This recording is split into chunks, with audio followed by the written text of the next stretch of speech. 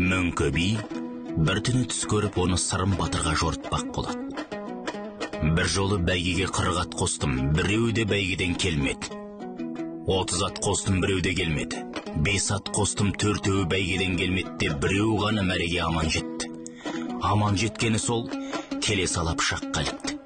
Әлгі аттың ішін жарып жібергенімде қасқыр шықты. Қасқырды жарғанда түлкі шықты. Түлкіні жарғанда қоян шықты. Осыны жорып берші дейді Мөңке би. Сырым түс жорудың жолын Мөңкенің ұзатылып кеткен қызына береді ұйғарады.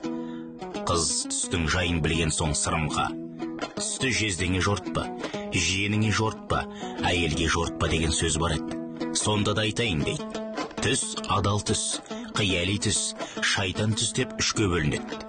Мұны қай түске жатқызарымды білмеймін, бірақ оның шешуі мынандай: 40 ат дегеніміз мұсылманның 40 парызы орындалмай қалатын заман болады екен.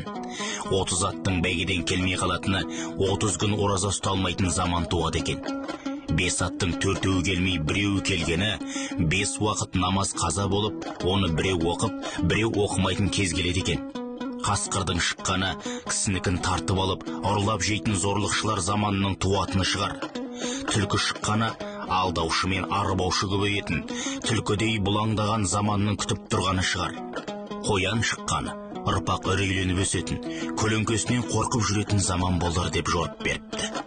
Осыны айтып болғаннан кейін Мөңке бидің қызы: маған түс жортқандарыңыз қате болды. Күндердің күнінде әйел билеген заман келеді.